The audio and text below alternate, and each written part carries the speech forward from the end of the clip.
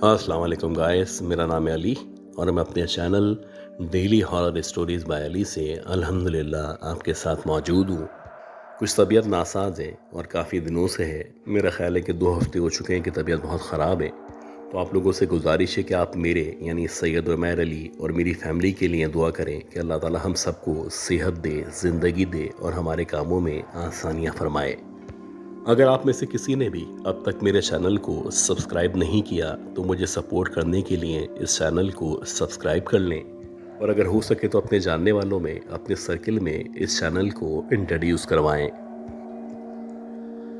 ये जो कहानी है ये आप कह सकते हैं कि अब से तकरीबन 19 या 20 साल पुरानी कहानी है और ये उस दौर की बात है जब 2006-2007 में मैं एक इदारे के अंदर जॉब किया करता था।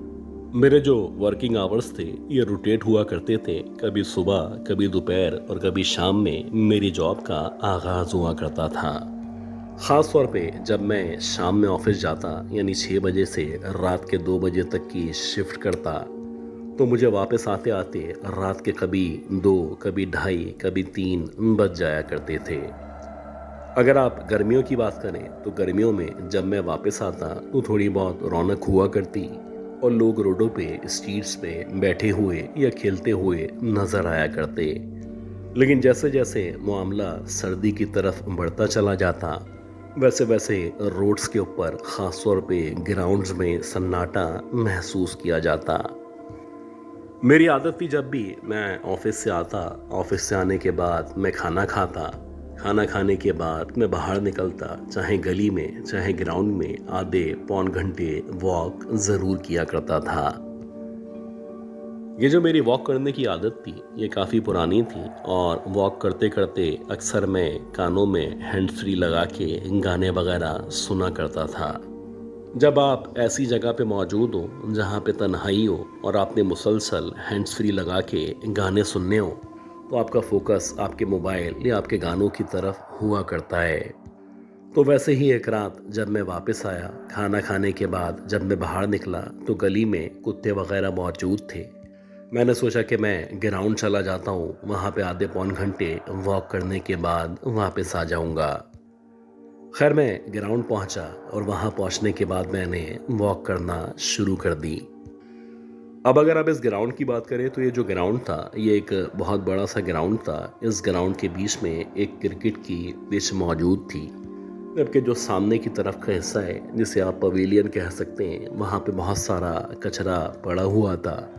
लोगों ने वहाँ पे कचरा फेंक फेंक के उसको कचरा कुंडी का दर्जा दे दिया था। इसी तरह अगर आप इस ग्राउंड में आने जाने की या आने जाने के गेट्स की बात करें तो ये दोनों गेट्स मुकम्मल तौर पे गायब थे। यहाँ पे जब गेट लगाए गए थे उसके कुछ अरसे बाद हिरोंचियों ने इन गेट्स को निकाल के बेच दिया था। यानी जब जिसका दिल चाहे इस ग्राउंड के अंदर दाखिल हो, जब जिसका दिल चाहे इस ग्राउंड से बाहर निकल जाए। अगर आप ग्राउंड के लेफ्ट साइड की तरफ की बात करें तो वहाँ पे एक छोटा सा हॉकी का ट्रफ मौजूद था जहाँ पे अक्सर लड़के हॉकी खेला करते थे। लेकिन अगर आप राइट साइड की बात करें तो वहाँ पे एक छोटा सा पार्क था। उस पार्क के अकब में एक बड़ी सी मस्जिद मौजूद थी। ये जो पार्क वाला हिस्सा था, इस पार्क वाले हिस्से या पार्क वाली गली के बारे में हम बचपन से बहुत सारे किस्से, बहुत सारी कहानियाँ सुनते चले आए थे। सच बात यह है कि दिन के औकात में भी किसी की इतनी हिम्मत नहीं थी कि इस गली से अकेला गुजर के अपने आप को बहादुर साबित कर सके। लोग आमतौर पे दिन तो क्या रात में भी या ख़ास तौर पे मगरिब के बाद यहाँ से गुजरने से परहेज किया करते थे। खैर मैं वैसे ही हैंड्स फ्री लगा के मुसलसल गाने सुन रहा था और जब आप वॉक कर रहे होते तो आपकी नज़रें इधर उधर भी जाया करती हैं। तो इसी दौरानिए में जब मेरी नज़र उस पार्क की तरफ पड़ी जो कि पार्क वाली गली के नाम से मशहूर था, मैंने उस तरफ देखा तो मुझे ऐसा लगा कि पार्क के आखिर से यानी इस गली के इख्तिताम से शायद कोई चलता हुआ मेरी तरफ या इस ग्राउंड की तरफ बढ़ता चला आ रहा है। आमतौर पर सर्दी में किसी का इस गली से इतनी रात में गुजरना मुमकिन नहीं हुआ करता। लिहाजा जब मेरी पहली दफ़ा वहाँ पे नज़र पड़ी तो मुझे अजीब सा लगा। और मैंने फिर चलते चलते वॉक करते करते बार बार उसकी तरफ देखना शुरू कर दिया। मैं मुसलसल वॉक कर रहा था और मेरी वॉक के साथ साथ नज़रें बार बार वहाँ पे जा रही थी। अब जो भी था वो वहाँ से गुजरता हुआ आहिस्ता आहिस्ता मेरी तरफ बढ़ता चला आ रहा था। जब तक वो पार्क वाली गली के अंदर मौजूद था, मुझे बस इतना एहसास हो रहा था जैसे कोई है जिसने सफ़ेद कलर का लिबास पहन रखा है और वो आहिस्ता आहिस्ता करके मेरी तरफ या क्रिकेट ग्राउंड की तरफ बढ़ता चला आ रहा है।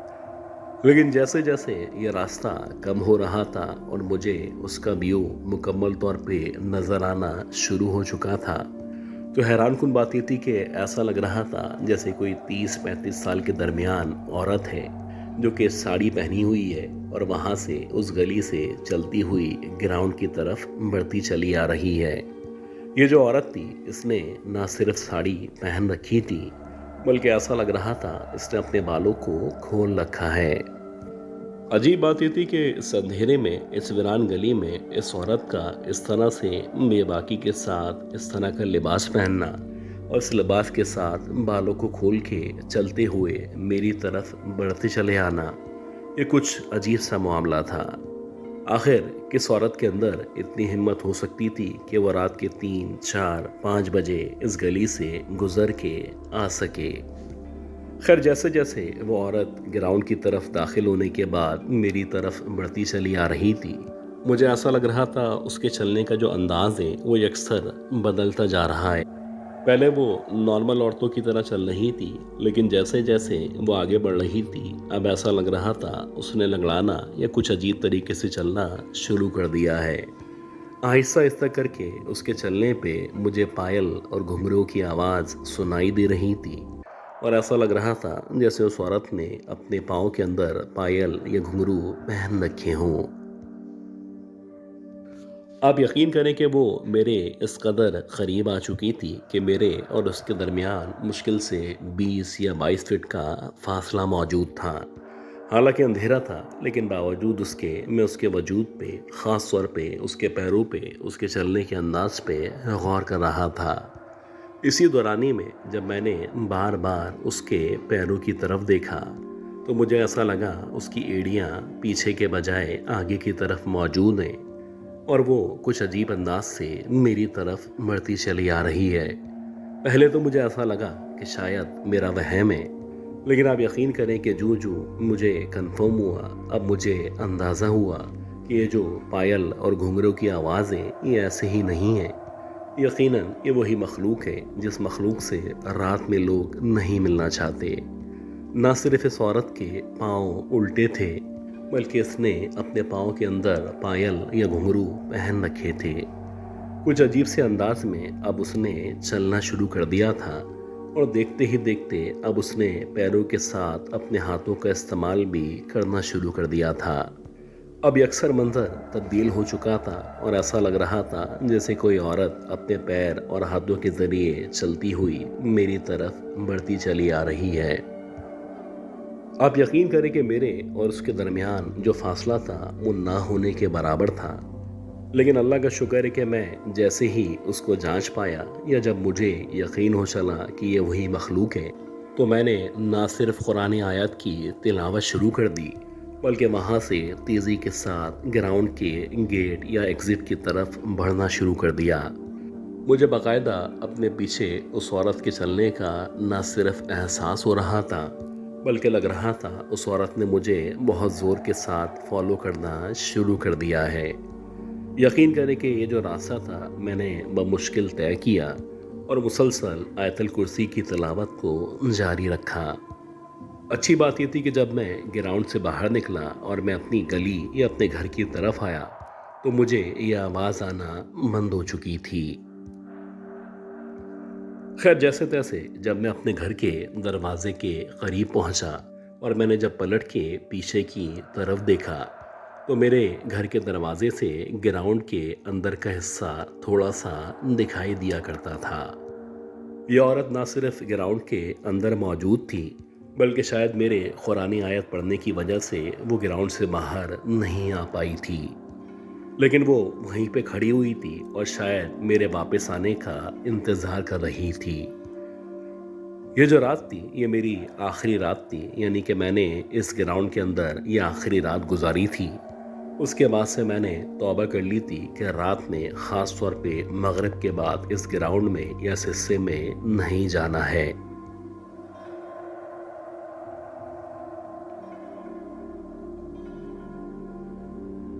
अच्छा गाइस, उम्मीद करता हूँ ये जो पहली स्टोरी थी, ये स्टोरी आपको ज़रूर पसंद आई होगी।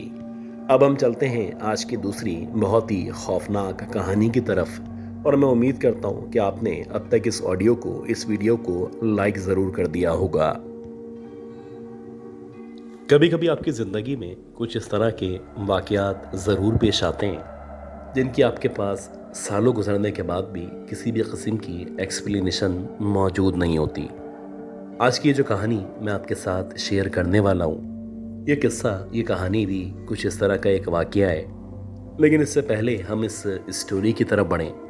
अगर आप में से किसी ने भी इस वीडियो को लाइक और शेयर नहीं किया तो मुझे सपोर्ट करने के लिए सबसे पहले इस वीडियो को लाइक कर दें, और उसके बाद कम से कम एक जानने वाले में इस कहानी को ज़रूर शेयर करें।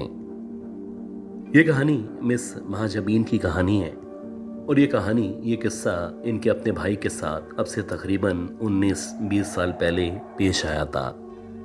उस दौर में इन लोगों की जो रिहाइश थी वो गुलशन मेमार में मौजूद थी, और 20 साल पहले अगर आप गुलशन मेमार की बात करें तो वहाँ पे लोग मगरिब के बाद जाने से परहेज़ किया करते थे। ख़ास तौर पे सैराब वोट के बाद का जो हिस्सा है वहाँ पे लोग जाने से अवॉइड करते थे। उसकी कुछ वजूहात थी। पहली वजह तो ये थी कि वहाँ पे अक्सर छीना झपटी, चोरी डकैती या इस तरह के वाक़यात बहुत ज़्यादा हुआ करते थे। और दूसरी बात ये थी, जो एरिया था ये मुकम्मल तौर पे सुनसान वीरान एरिया था, और यहाँ पे अक्सर इस तरह की पैरानॉर्मल एक्टिविटीज़ हुआ करती थीं जो कि यकीनन सबके लिए खौफ का बाइस थीं। तो मेरे भाई के जो दोस्त थे अक्सर वो बैरून मुल्क रहा करते थे। जब भी वो पाकिस्तान आते तो ये लोग बहुत ज़्यादा घुमा फिरा करते, कोई ना कोई एक्टिविटी करते, और ख़ास तौर पे बकरीद के दिनों में ये लोग बारबेक्यू ज़रूर किया करते थे। अब जाहिर सी बात है, उस दौर में हम लोग गुलशन मेमार में रहा करते थे, तो इन लोगों ने हमारा जो घर था उस घर के ऊपर, यानी जो उसकी छत थी, वहाँ पे बारबेक्यू का प्रोग्राम बनाया। अब ये 3 दोस्त थे। 3 दोस्तों के लिए जो भी मैनेजमेंट होती है, जो भी ज़रूरियात होती हैं, उसके मुताबिक सारी की सारी चीज़ें अरेंज की गईं, और अरेंज करने के बाद बारबेक्यू का प्रोग्राम स्टार्ट किया गया। इन लोगों ने सर्दियों के दिनों में रात के तकरीबन 8:30-9 बजे बारबेक्यू शुरू की, और इनका ख्याल था कि रात में 1 या 1:30 बजे तक ये लोग फ्री हो जाएंगे। जब इन लोगों ने अपना प्रोग्राम स्टार्ट किया तो स्टार्ट करते करते इन लोगों ने छत के ऊपर टेप रिकॉर्डर रखा और वहाँ पे गाने चलाना शुरू कर दिए। शुरू में यानी कुछ देर तक ये जो टेप रिकॉर्डर था ये बिल्कुल सही चलता रहा, लेकिन कुछ देर के बाद एकदम से ऐसा लगा कि ये जो आवाज़ है ख़राब होना शुरू हो चुकी है। कभी ऐसा लगता कि आवाज़ ख़राब हो रही है, कभी ऐसा लगता कि इसके अंदर से कुछ अजीब अजीब सी आवाज़ें आ रही हैं। गर्ज के जो टेप रिकॉर्डर था बिलाखिर एक वक्त ऐसा आया कि एक झटके के साथ ऐसा लगा स्पार्क हो चुका है। एक अजीब सी रोशनी सी निकली, और उसके बाद ये जो टेप रिकॉर्डर था ये बंद हो गया। खैर, जब ये बंद हुआ तो अपने तौर पे इन तीनों ने कोशिश की कि इसको दोबारा से चला सकें, लेकिन तकरीबन 15 या 20 मिनट की कोशिश के बाद बिलाखिर इनको लगने लगा कि इस टेप रिकॉर्डर के अंदर जो ख़राबी हुई है वो बहुत ज़्यादा हुई है, तो शायद इसका सही होना मुमकिन नहीं होगा। खैर, इन लोगों ने दोबारा से प्रोग्राम कंटिन्यू किया, और प्रोग्राम करते करते बिलाखिर एक वक्त ऐसा आया कि इन लोगों ने एक दूसरे के साथ बहुत ही बेहुदा मजाक करना शुरू कर दिया।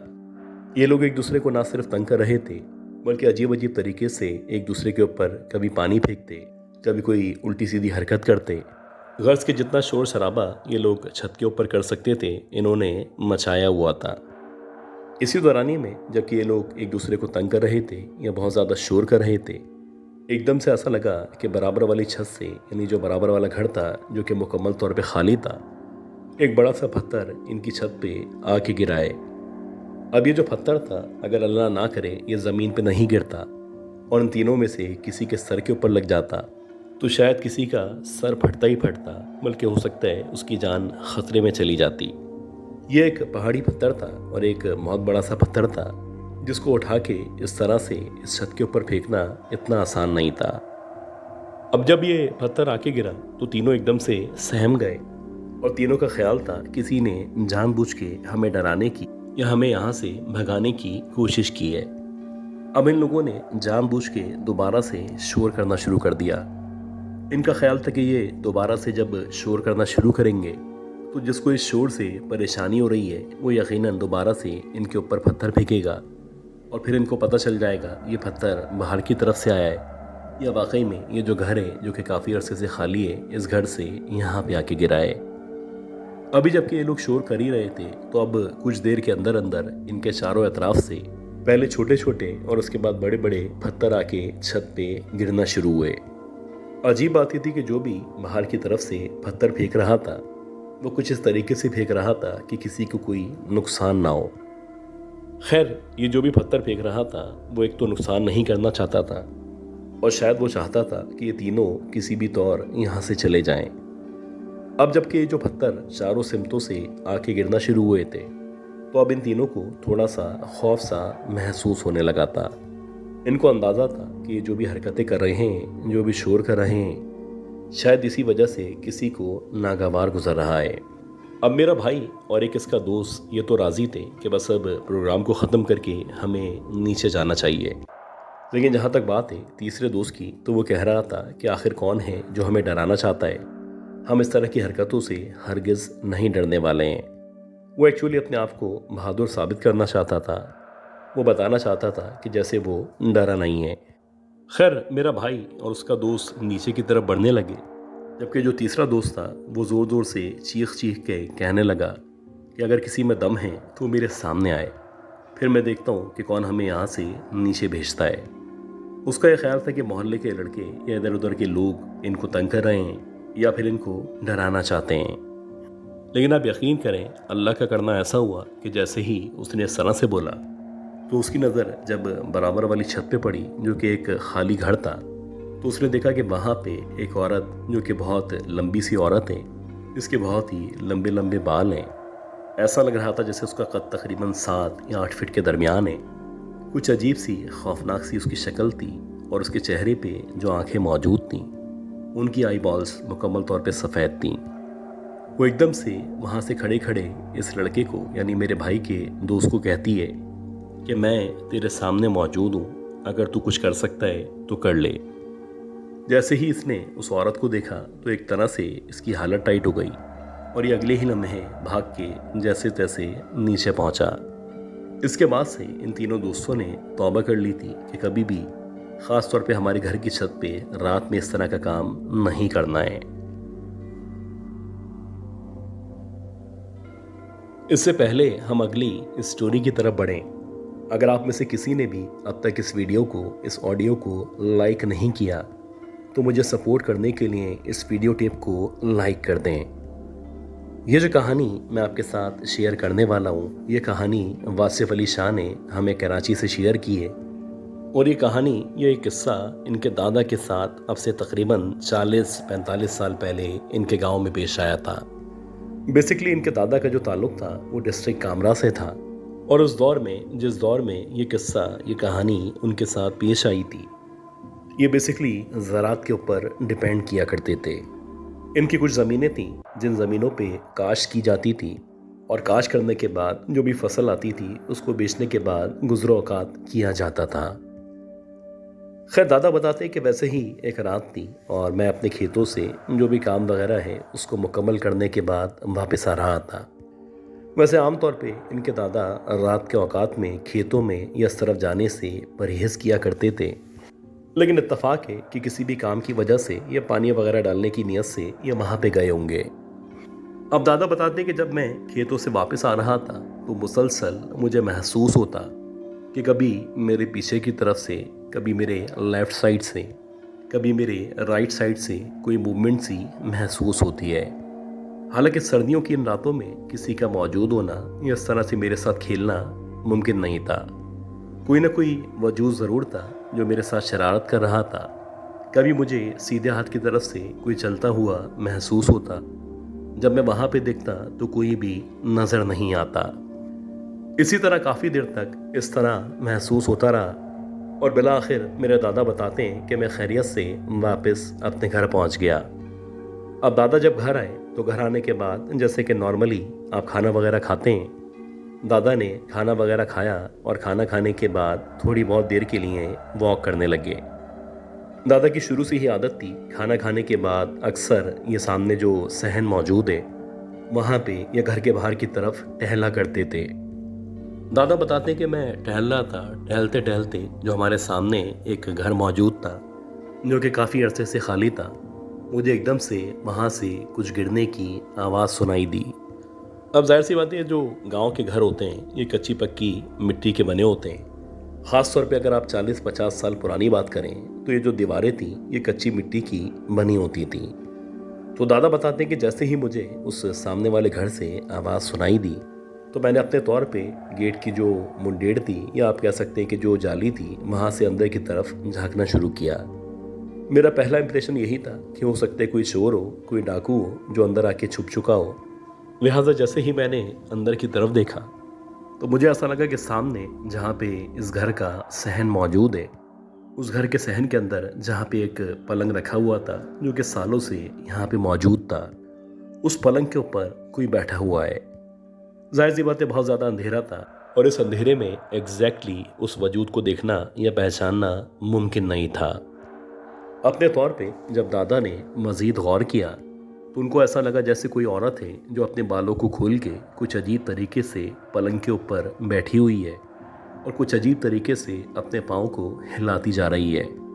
अजीब बात ये थी कि वो जो औरत थी कुछ दिखने में एबनॉर्मल लग रही थी, लेकिन सबसे ज़्यादा हैरानकुन बात ये थी कि दादा बताते हैं ये जो भी औरत थी, इस औरत के जो पैर थे बज़ाहिर उल्टे लग रहे थे। जाहिर सी बात है उस दौर के जो भी बुज़ुर्ग थे, जो भी बड़े थे, वो इतनी जल्दी डरा नहीं करते थे। तो वैसे ही दादा ने वहीं पे खड़े खड़े उस चुड़ैल को या जो भी मखलूक थी उसको आवाज़ दी और उसको कहा कि तू जो भी है यहाँ से फ़ौरन वापस चली जा। अब ये सुनने के बाद वो जो भी चुड़ैल थी या जो भी मखलूक थी वो बज़ाहिर दादा बताते हैं कि ज़ोर ज़ोर से हंसने लगी। अब उस दौर के लोग अपने पास आम तौर पे एक लाठी ज़रूर रखा करते थे। दादा बताते हैं कि मैं उस लाठी को लेके अपने घर वापस आया और वापस आने के बाद सहन में जहाँ पे तगारी के अंदर आग लगी हुई थी वहाँ से मैंने एक बड़ी सी लकड़ी उठाई और लकड़ी उठाने के बाद सीधा उस घर की तरफ बढ़ने लगा। दादा का ये कहना था कि उस दौर में ये बात ज़बान ज़दे आम थी कि इस तरह की जो भी मखलूक़ात होती हैं वो जैसे ही आग को देखती हैं तो वहाँ से भाग जाया करती हैं। अब दादा एक तो आयतुल कुर्सी पढ़ रहे थे और आयतुल कुर्सी के साथ साथ वो बताते हैं कि मैंने एक झटके से ये जो सामने वाले घर का दरवाज़ा था उसको खोला और खोलते ही उस आग वाली लकड़ी के हमरा अंदर दाखिल हो गया। जैसे ही दादा बताते हैं कि मैं अंदर की तरफ दाखिल हुआ तो अब मुझे वहाँ पे किसी औरत के होने का एहसास बिल्कुल भी नहीं हो रहा था। वाकई में जो भी औरत यहाँ पे अब से कुछ देर पहले मौजूद थी, ऐसा लग रहा था जैसे उसको या तो ज़मीन निकल चुकी है या फिर उस औरत को आसमान खा चुका है। खैर जैसे तैसे ये रात तो गुजरी और रात गुजरने के बाद दादा बताते हैं कि अगली सुबह जब मैंने दिन के औकात में उस घर के अंदर जाके उस घर का जायज़ा लिया तो वाकई में उस घर के अंदर इस कदर मिट्टी पड़ी हुई थी कि उस मिट्टी के ऊपर किसी औरत के उल्टे पाँव के यानी लंबे लंबे उल्टे पाँव के निशानात मौजूद थे। यानी कि रात में वाकई में वो मखलूक यहाँ पे आई थी और दादा ने जो कुछ अपनी आंखों से देखा था वो सरासर हकीकत थी। इस वाक़े के बाद से भी अक्सर लोगों का या गांव वालों का ये कहना था या उनका ये मानना था कि कभी कभी रात के औकात में इस घर के अंदर से किसी औरत के हंसने की या रोने की आवाज़ें आया करती थीं। खैर जब भी गांव वाले इस घर के अंदर बाहर की तरफ से झांकते तो उनको ऐसा ही महसूस होता जैसे उस पलंग के ऊपर वो चुड़ैल बैठी हुई है, लेकिन जब अंदर जाके प्रॉपर्ली देखा जाता तो वहाँ पे कोई भी मौजूद नहीं होता था।